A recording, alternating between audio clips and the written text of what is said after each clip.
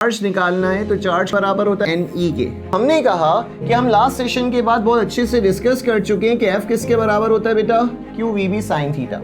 ये रिलेशन हमने डिस्कस किया था कि this is the formula for magnetic force. Fingers की जो कर्लिंग है ये हमें करंट की डायरेक्शन बता रही है कि करंट क्लॉकवाइज है क्या एंटी क्लॉकवाइज है, वायर के अंदर किस डायरेक्शन में ट्रैवल कर रहा है, क्लॉकवाइज रोटेट कर रहे हैं तो force is pointing outward.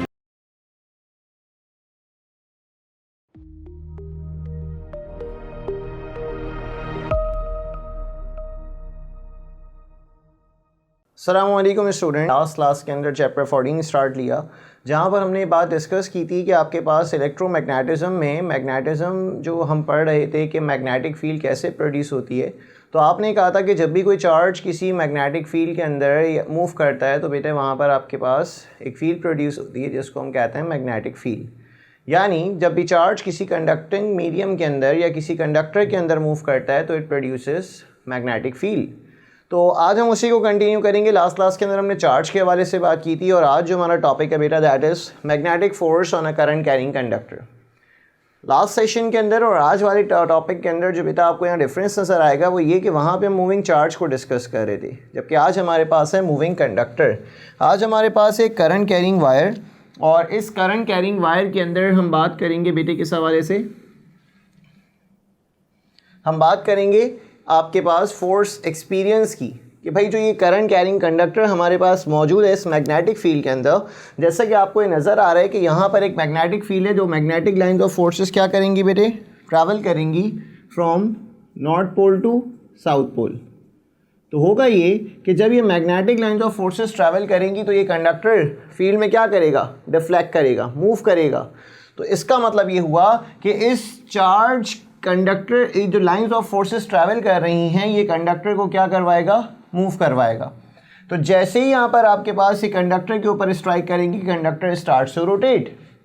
That means जैसे वहाँ पे चार्ज बेंड हुआ था वैसे ही यहाँ पे हमारे पास जो है बेटा वो कंडक्टर फील्ड में क्या करना शुरू करेगा, मूव करना शुरू करेगा। अब अगर मैं इस कंडक्टर को यहाँ वर्टिकली ड्रॉ करता हूँ तो मैं ये देखता हूँ कि ये कंडक्टर है जिसके अंदर हमारे पास इलेक्ट्रॉन्स क्या कर रहे हैं बेटा, ट्रैवल कर रहे हैं। अब आपके पास इस कंडक्टर की जो लेंथ है that is represented by L और आपके पास जो इसका एरिया ऑफ क्रॉस सेक्शन है that is represented by A। तो दैट मीन्स कि अगर मैं इस L को देखूँ that is called the length of the conductor. ये एक्चुअली क्या शो कर रही है, ये हमारे पास शो कर रही है displacement.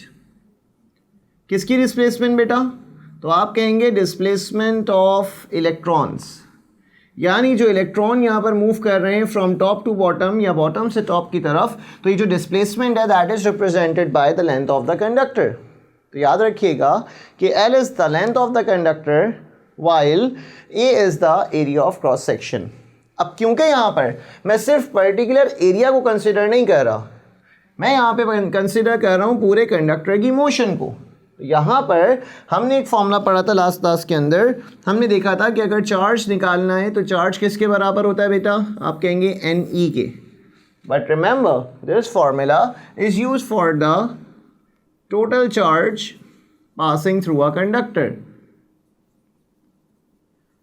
Passing through area of cross section. लेकिन आज हम बात कर रहे हैं बेटे पूरे कंडक्टर के अंदर की मोशन को, तो इस वजह से हमें यहाँ पर एक नया फॉर्मूला डिस्कस करना है that is for the total charge passes through a conductor. तो याद रखिएगा इस पर्टिकुलर केस के लिए जब आपके पास पूरे कंडक्टर का जिक्र होगा कि भाई अगर मुझे कंडक्टर में से टोटल चार्ज कैलकुलेट करना है तो बेटे याद रखें this charge must be equals to NEAL। यानी अब हमें यहाँ पर इस के वॉल्यूम से हमें इसको मल्टीप्लाई करना पड़ेगा। हमने क्या किया, हमने इस पर्टिकुलर चार्ज को मल्टीप्लाई करवा दिया किससे, उसके वॉल्यूम से, क्योंकि अब हम सिर्फ इस particular area of cross section का जिक्र नहीं कर रहे हैं बल्कि इस पूरे कंडक्टर की मोशन को स्टडी कर रहे हैं। That's why the total charge passes through a conductor can be calculated by NEAL, जिसमें से आप एन बहुत अच्छे से जानते हैं कि एन आपके पास क्या रिप्रेजेंट कर रहा है, number of electrons, E is the charge of electron while A is the area of cross section and L is the length of the conductor। तो यहाँ पर आपने देखा कि ये आपके पास आ गया formula for the total charge. अब हमने कहा कि हम लास्ट सेशन के बाद बहुत अच्छे से डिस्कस कर चुके हैं कि एफ किसके बराबर होता है बेटा, Q V B sine theta. ये रिलेशन हमने डिस्कस किया था कि this is the formula for magnetic force, और जिसको हमने लॉरेंट्ज फोर्स का नाम भी दिया था। तो यहाँ पर हमने डिस्कस किया कि एफ बराबर है Q V B sine theta. और बेटे जब मैं इस वेलोसिटी को ओपन करूँगा तो आप पढ़ते हैं वेलोसिटी बराबर होती है किसके, आप कहेंगे सर डिस्प्लेसमेंट अपॉन टाइम के। तो बेटे यहाँ पर जो डिस्प्लेसमेंट है वो किससे रिप्रेजेंट हो रही है, एल से। तो आप कहेंगे sir v is equals to L upon T. तो ये आ गई आपके पास वेलोसिटी की इक्वेशन। तो मैंने क्या किया, इस v को ओपन किया तो it becomes L upon T. और बेटे इस एल अपॉन टी को जब सिंप्लीफाई किया तो q डिवाइडेड बाई टी हमारे पास आ गया करंट के इक्वल। तो आपने देखा कि this equation becomes f is equals to I L B sine theta. तो ये हमारे पास फॉर्मूला ड्राइव हो गया for the force on a current carrying conductor. तो आपने देखा किस तरीके से हमने फोर्स, मैग्नेटिक फोर्स से इस फॉर्मूले को ऑब्टेन किया कि सिंपली हमने यहाँ पर डिस्प्लेसमेंट अपॉन टाइम को ओपन किया तो it becomes I L B sine theta. ये फॉर्मूला एक इंपॉर्टेंट फॉर्मूला है। जिस तरह Q V B sine theta के इंपॉर्टेंट फॉर्मूला बहुत सारी जगह पे यूज़ होता है, वैसे ही आपके पास करंट कैरिंग कंडक्टर की फोर्स निकालने का फॉर्मूला है I L B sine theta. अब सवाल वही आता है कि I L B sine theta के अंदर जब मैं यहाँ गौर से देखता हूँ तो mod of first vector mod of second vector times cos theta नज़र आता है, सॉरी साइन थीटा नज़र आता है। तो आप कहेंगे sir this is the formula for the cross product. यानी अगर मैं इस एल बी साइन थीटा को क्लोज करना चाहूँ तो it is the cross product of L and B. तो इट मीन्स कि अगेन जैसे आपने लास्ट सेशन में पढ़ा था, force on a charge is also a cross product but of velocity and magnetic field. वैसे ही आपके पास यहाँ पर ये क्रॉस प्रोडक्ट है किसका, लेंथ एंड मैग्नेटिक फील्ड का। तो बेटे याद रखिएगा मैग्नेटिक फील्ड के हवाले से कि आपके पास L क्रॉस B जो है वो ये क्रॉस प्रोडक्ट शो कर रहा है जो कि force on a current carrying conductor की इक्वेशन है। या अगर मैं आपसे कहूँ कि हम क्रॉस प्रोडक्ट की जब प्रॉपर्टी अप्लाई करते हैं तो बेटे हम इसको इस फॉर्म के अंदर भी ट्रांसफॉर्म कर सकते हैं कि अगर आप देखें तो मैं इस इक्वेशन को इस तरह से भी रीराइट कर सकता हूँ, F is equals to minus I times B cross L. मैंने क्या किया, मैंने A क्रॉस B की जगह B क्रॉस A लगा दिया। तो आप ये वेक्टर्स के अंदर प्रॉपर्टी पढ़ चुके हैं कि cross product does not obey commutative law, that's why L cross B is equals to minus times B cross L। तो F is equals to negative times I B cross L। तो option में अक्सर ऐसा होता है कि इस form में गिवन होता है और अक्सर ऐसा होता है कि बेटा वो आपके पास इस फॉर्म में गिवन होता है। तो आपको हर फॉर्म याद हो, I L B sine theta, I times L cross B और negative times I B cross L। तो ये इसकी तीन डिफरेंट फॉर्म्स हैं, आपको ये तीनों फॉर्म्स मालूम होनी चाहिए। अब सवाल ये आता है कि अगर ये क्रॉस प्रोडक्ट है तो भाई इस क्रॉस प्रोडक्ट की डायरेक्शन हम कैसे मालूम करें। तो हमने ये बात लास्ट क्लास में डिस्कस की थी कि the magnetic force on a current carrying wire is perpendicular. आप कहेंगे सर आपको कैसे पता लगा, क्योंकि बेटा अगर आपको याद हो राइट हैंड रूल, तो राइट हैंड रूल ने हमें यही पॉइंट आउट किया था कि जो डायरेक्शन होती है वो हमेशा फील्ड से परपेंडिकुलर होती है।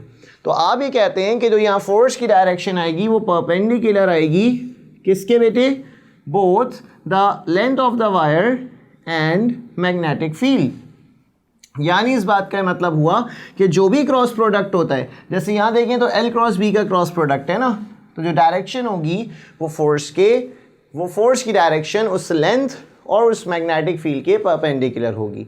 और ये डायरेक्शंस हम निकालते हैं राइट हैंड रूल से। और ये बात मैंने आपको बताई थी कि राइट हैंड रूल जो है वो किस साइंटिस्ट ने दिया था बेटे, फ्लेमिंग्स ने।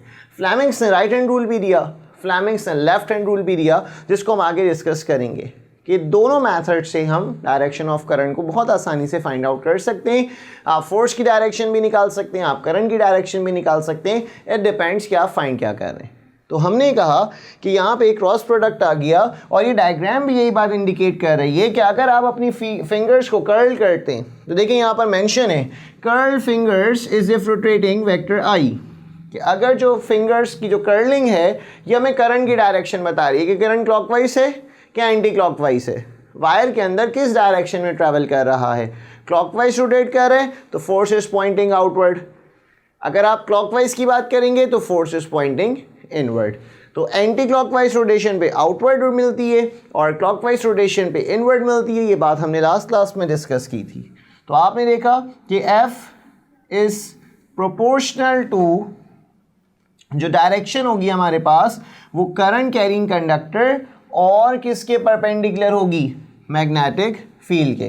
तो बेटे यहाँ पे अगर आप देखें तो आपको नज़र आ रहा है कि फोर्स की डायरेक्शन पॉइंटेड आउटवर्ड है, जो डायरेक्शन ऑफ करंट होगा अगर वो एंटी क्लॉकवाइज होगा। अगर आप इस कंडक्टर को देखें तो मैग्नेटिक फील्ड हमारे पास लाई कर रही है from north pole to south pole. ये देखिए लाइंस ऑफ फोर्सेस कहाँ से कहाँ जा रही हैं, नॉर्थ से south, curling direction anticlockwise, thumb pointing upward, तीनों चीज़ें आ गई।